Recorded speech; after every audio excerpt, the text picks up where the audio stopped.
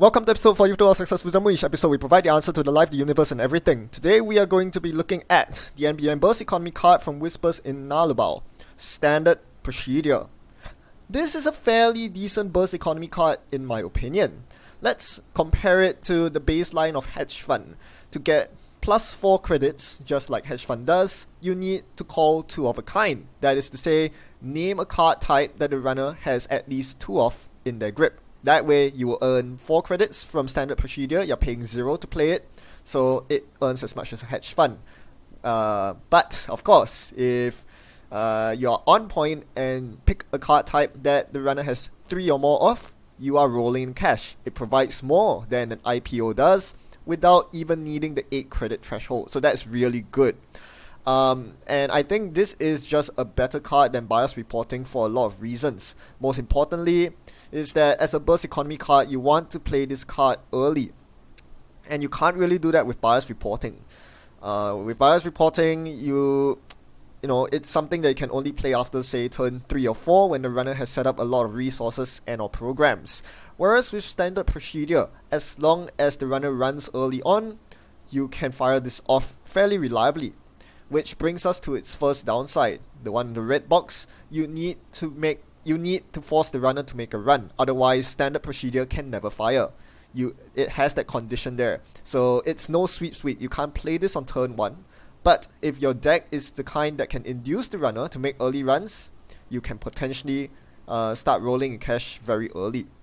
Now there's also an upside which is stated in the green box. This is something that is actually subtle yet really important. It reviews the grip as a side effect of its effect, but you can use this to your advantage as the corp as well.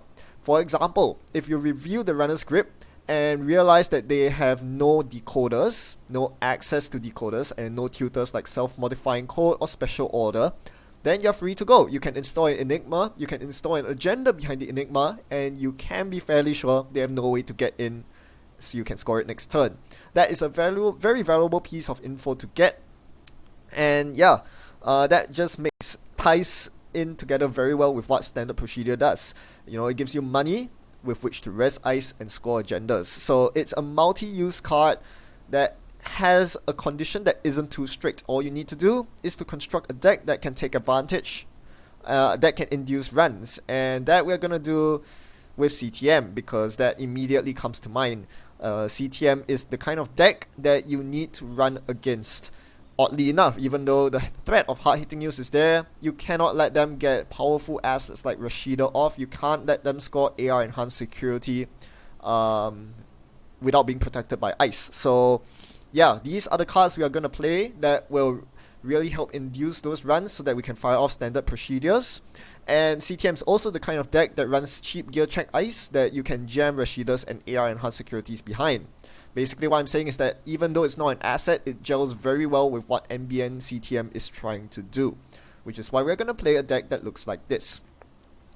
Now this is basically an econ denial deck. We are importing a bunch of cards from Wayland because, as we all know, the best place to play Wayland cards is none other than NBN. We have a lot of cards that sap money from the runner pretty unconditionally, economic warfare being the most annoying of them all. Not only are they feeding you standard procedures when they make runs, they are also triggering economic warfare and hard-hitting news at the same time. So yeah, we drain the runner of money, we leave them poor so that we can easily land those 4 tags from hard-hitting news and they can't really clear it. To assist us in that is obviously everyone's favorite enemy, Mambat Virtual Tour, as well as Amani Sanai. I've always wanted to play Amani in CTM because, you know, the agenda suite lends itself so well to Amani's effect, and it's a further tax on the runner. So let's give this a whirl. I think it is fairly strong, especially if the runner doesn't know how to play against it. We'll see if we can put standard procedure to good use here.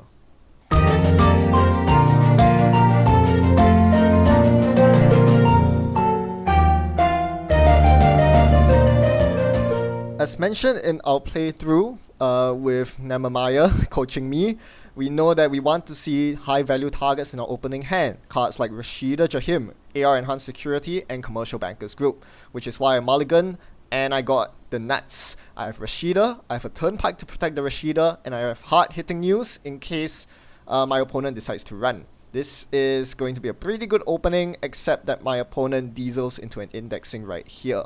So yeah, we are gonna leak a whole lot of points. This is one thing that CTM doesn't fare well with, and I think my opponent was incisive enough to identify that and go for the jugular. Firstly, the chances of me having a hard-hitting news in my opening hand are fairly slim, especially with the ability to manipulate the deck. They can just bottom the hard-hitting news, and it's quite unlikely that I can draw it unless I have a Rashida on the table. So my opponent just scores 4 points on their first turn, halfway to victory. Not looking good for me. This is one big glaring weakness of CTM, and I'm going to be playing from behind for the rest of the game. On my tippy toes, I'll be dedicating a lot of ice to R&D, where I otherwise wouldn't be, because I'm afraid that all my opponent has to do is to really just land a second indexing to win the game, potentially. So we can't have that. So I'm definitely going to drop the hard-hitting news here. That's the least I can do to punish my opponent for playing so aggressively. But that's not really much of a consolation when they are already on 4 points. I have no points, so exchange of information isn't live. And if they dutifully clear their tags, as my experienced opponent does here, then well, the psychographics in my hand isn't going to do anything either.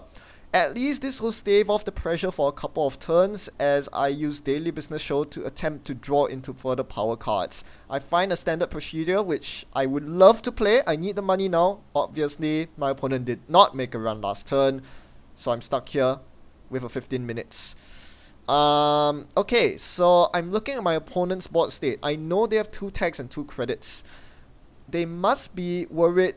They must have exchange of information in mind. They know that's a card, that is a thing. And this is not something I can threaten until I have an agenda scored, which is why I decided to fast advance to 15 minutes here.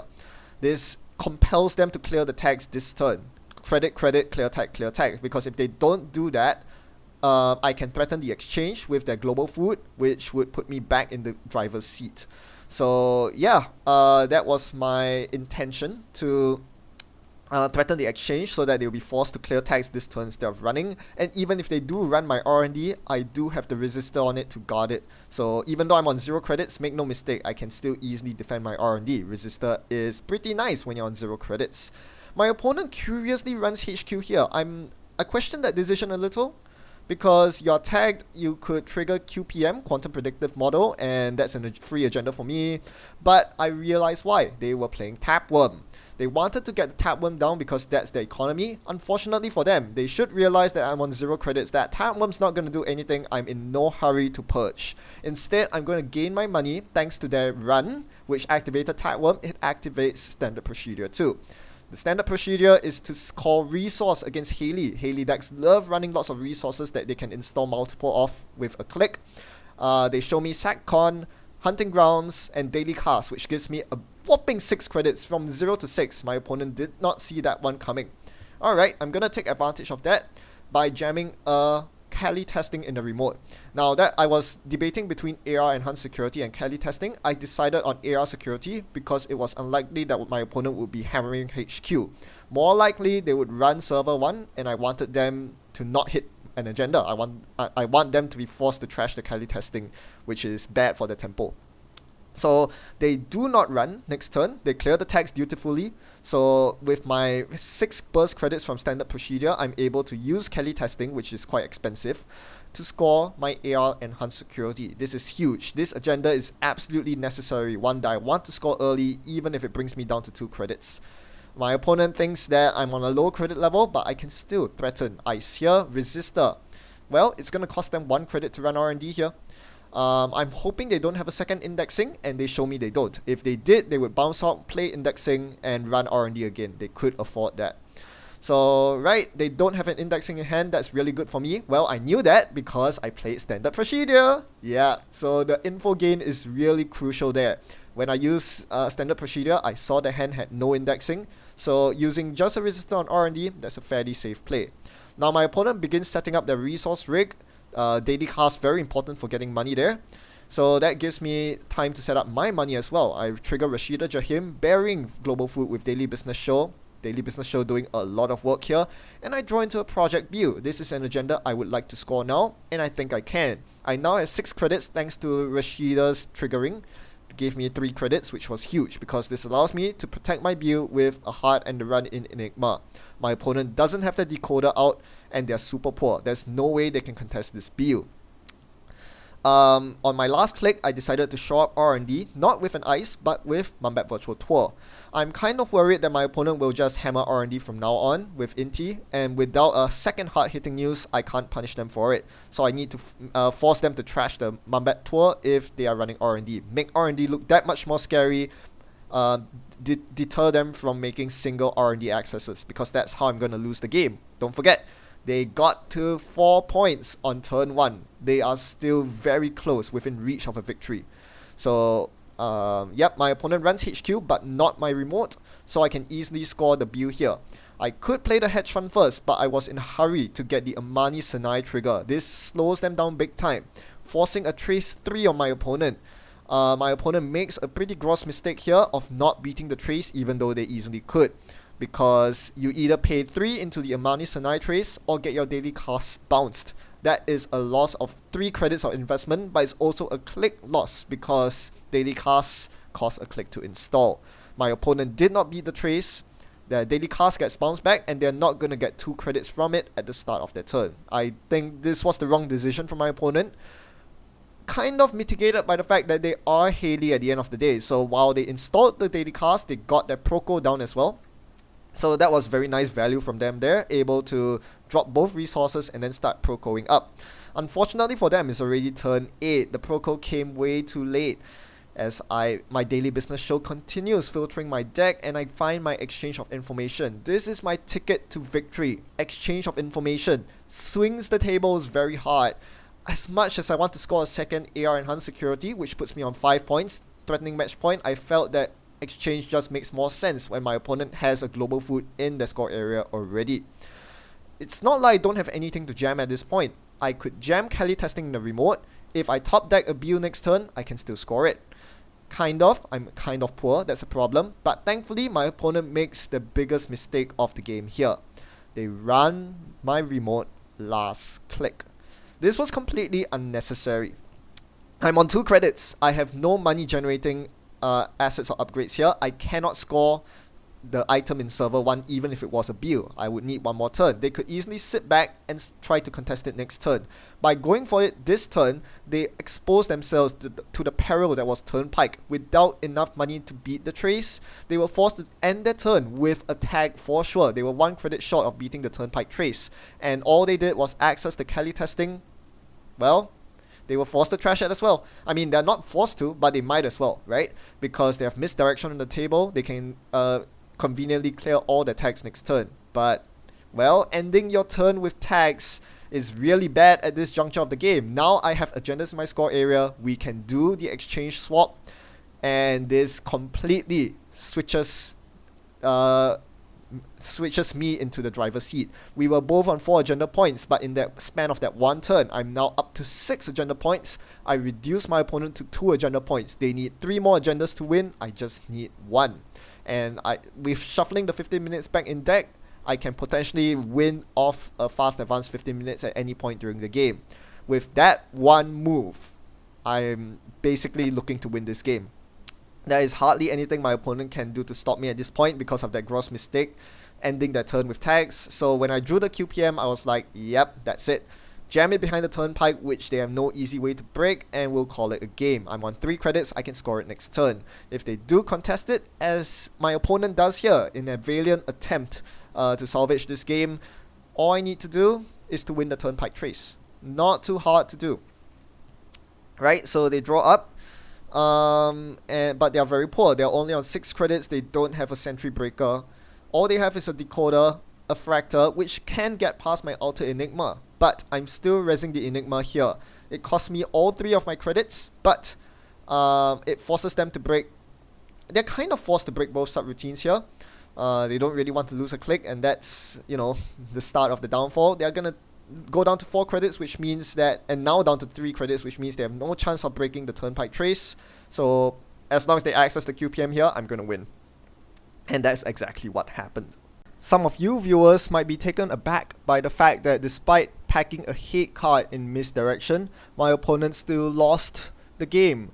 And yeah, that just goes to show that packing a certain hate card doesn't guarantee that you will auto-win the matchup that your hate card was designed for. In this case, even though misdirection did its job, right? It cleared the 3 tags when they ran my server 1 as shown in the screenshot. But, you know, that was not a good use of misdirection. It doesn't excuse shoddy play. If you run last click and take all the tags, you are still going to get punished by CTM.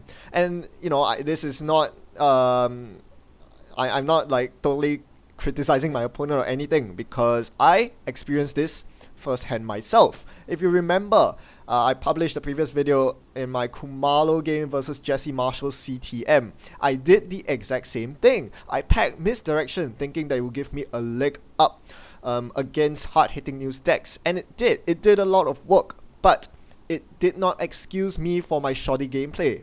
I still well and truly deserved the loss because I installed too many cards that I did not need that matchup, and as a result did not have enough money to pay for misdirection again and again and again. So yeah, I mean, if there's one point I really want to drive home, I keep saying this and I'll keep saying it again. It's not about the deck building. It's not all about the deck building phase. Deck building is important, sure, but it does not, you know, building packing the correct tag cards is less than half the battle. If you don't know how to use those tag cards correctly, you are still going to be piloting an ineffective deck. Your tag cards don't mean anything at all, as with this game, as with my Kumalo game versus CTM. Right, enough about that. Let's talk about standard procedure, which was today's card. I played it only once, but that one time I played it, it was super impactful given that I was stuck on very few credits most of the game. If you recall, what happened was I started my turn on 0 credits. I think either I was forced to res some ice or I just scored an agenda last turn, and yeah, I think I scored the 15 minutes last turn if I remember correctly. I think that was it. So I was on 2 credits, I scored 15 minutes, putting me down to 0. My opponent got 1 free turn, and then they started running because that's the best time for the runner to run. When the corp has 0 credits, of course you run. They can't threaten hard-hitting news. So that's what my opponent did. They got their tapworm down, they are very happy, but I was able to play standard procedure because it has a 0 play cost. This is a very big deal. You know, people think that you are safe to run when the corp's on 0, but standard procedure allows you to recover very easily, and against rather predictable deck compositions like that of Haley, like that of Guys, you always call resource as the card type, and in this case it paid off handsomely. 6 credits for me, allowing me to score behind the Kali testing next turn.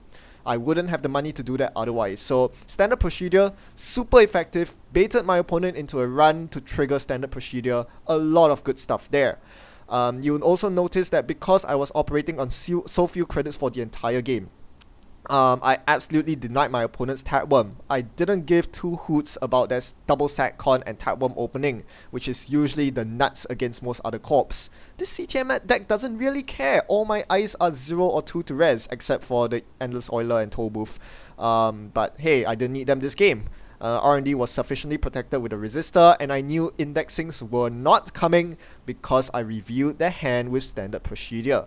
So many good things offered by this one card. But it's also skill testing. You need to know to call resource against Haley. You need to go down to 0 to induce those runs so that you can play standard procedure. You know, a lot goes into this card, and that's what I really like about it. It's not it's something that, you know, the runner can only play around so much. If you think of a card like Sweep Sweep, which has since rotated, a rather unconditional card, the runner can attempt to mitigate the gain on standard procedure by ending their turn with few cards in hand, you know, playing all your cards so that, you know, it makes standard procedures pay out worse. But, you know, you can only do so much as the runner. The only other thing you can do is to not run, and if you're not running, the corp should be winning. So that's, again, this is what I like about standard procedure. It's not so conditional that it's rendered unviable, but at the same time, it encourages innovative deck building, and if you are able to utilize all aspects of standard procedure to the fullest, what you have is a very powerful economy card that boosts your gameplay and then some. I think this game, even though I only used it once this game, it was a fairly good demonstration on how standard procedure can serve a multitude of purposes and provide the answer to life, the universe, and everything with just a click and a card. Thanks for watching. We'll catch you next time. Happy net running.